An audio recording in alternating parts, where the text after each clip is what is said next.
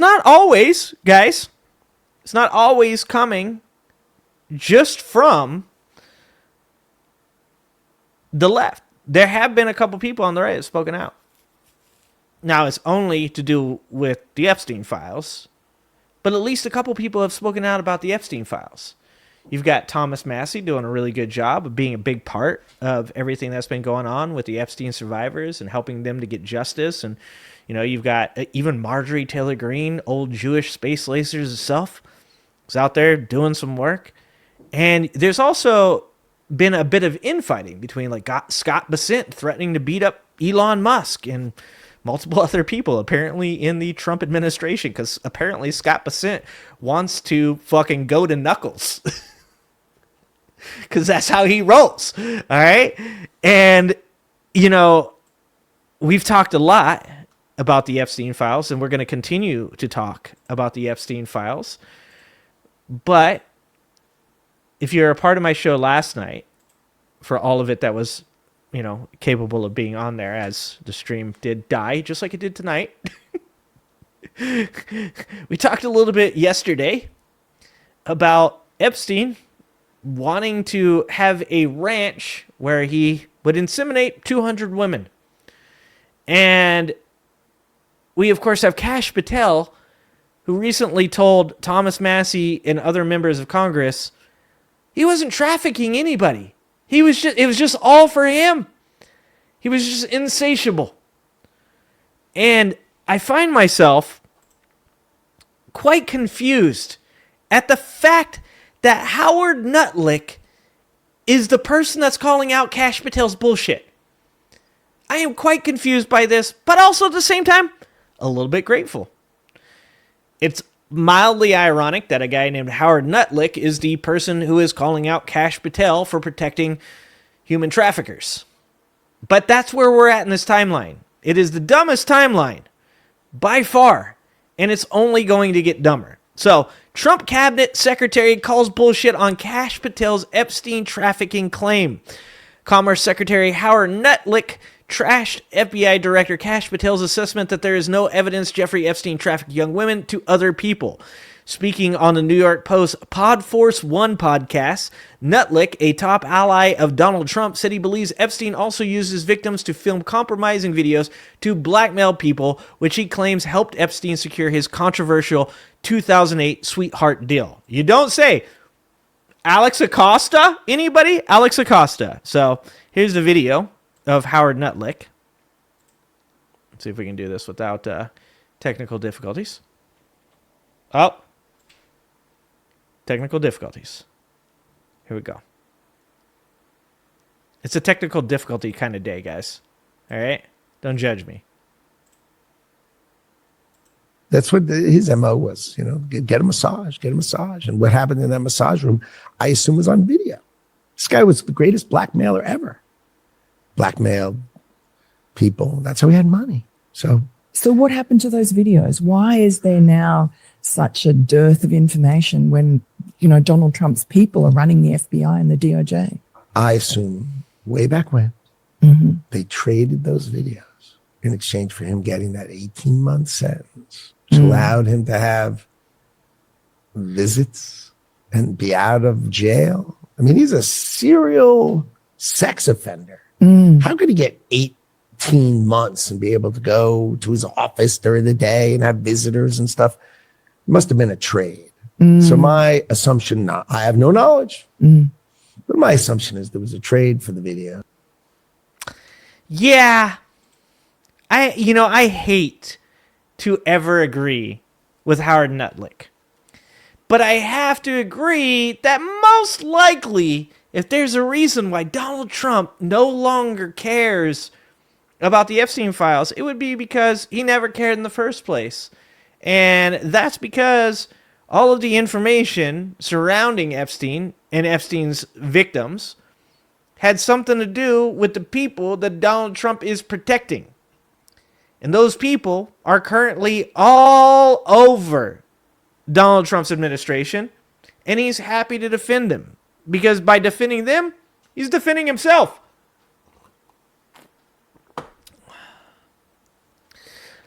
Lutnick, who used to be Epstein's neighbor in New York City, made the remarks while describing how Epstein showed him and his wife his massage room during a tour of his Manhattan apartment.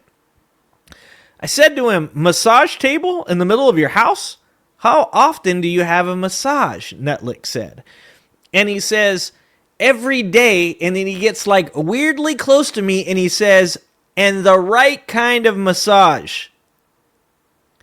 Lutnick went on to suggest that some of Epstein's high-profile friends and associates would have participated in using the massage room and alleged that encounters involving young women and girls were then filmed by the billionaire financier.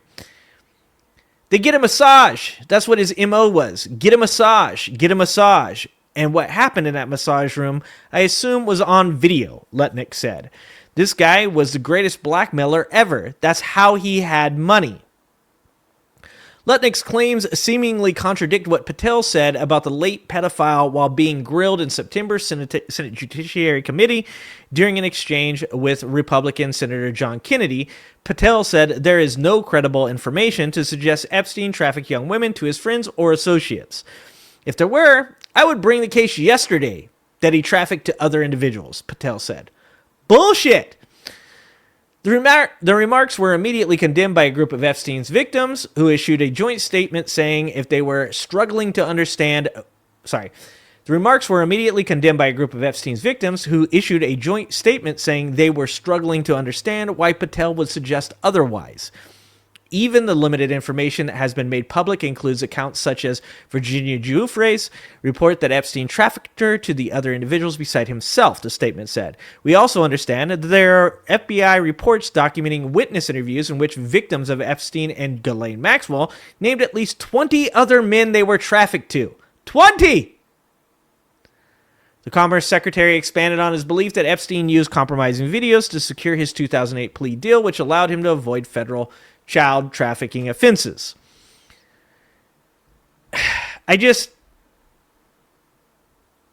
What do you say to an administration that runs on releasing these files, that gets their voting base motivated, hype on the fact that it's going to be released, and then gets into office and then says it was a hoax that was written by Obama, Comey, and Biden, and in doing so, completely deflects from any type of responsibility that comes with the very issue that they ran on.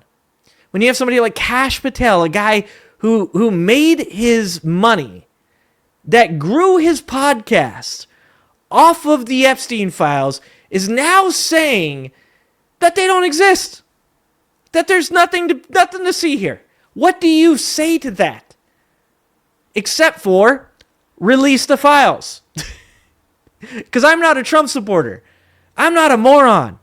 I'm actually going to continue to keep talking about this over and over and over and over again because I'm not going to let this go away. It's ridiculous that Howard Lutnick and fucking MTG are the voice of reason on the right now. That's insane. Microsoft founder Bill Gates, whom Lutnick suggested could have used Epstein's massage room, described the allegations as absolutely false. Gates met with Epstein to discuss philanthropy and nothing else. There's definitely no massages. Definitely no massages, guys. And like I said, it's just the kind of thing where you got to take what you can get. We got to be happy for the people that are speaking out. And it's good to see. It's good to see Gavin Newsom stepping to the plate and doing something. It's good to see. It's good to see Ruben Gallego calling Donald Trump an idiot. Because what we continue to see from Trump, his administration, and the people that voted for him, what we see from them is that they don't think that there's any repercussion for the things that they've done. They don't think there's any consequences for the things that they've done. Because if they actually believe that there were any consequences, if Kash Patel believed at one point or another that he was going to have to sit in front of a judge and answer questions based off his time as the FBI director, then he wouldn't be doing what he's doing right now. Donald Trump wouldn't be doing what he's doing right now. None of these people would be doing what they're doing right now unless they believed they will never have to face consequences for their actions. And to be honest with you, I think Donald Trump's right.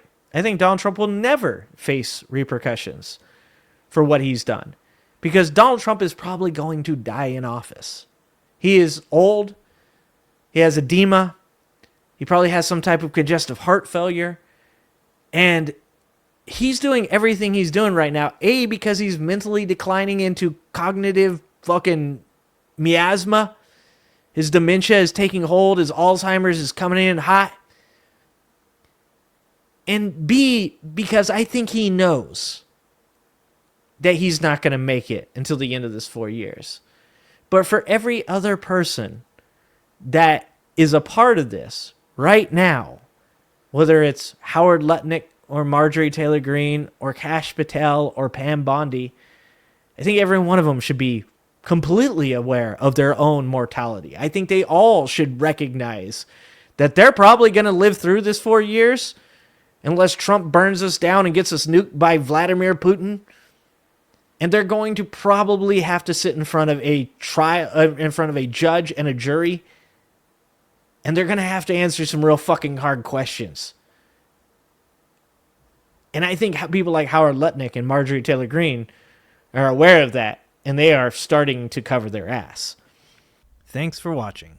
If you like this video, please like and subscribe and hit that notification bell. And check out that video on the screen now.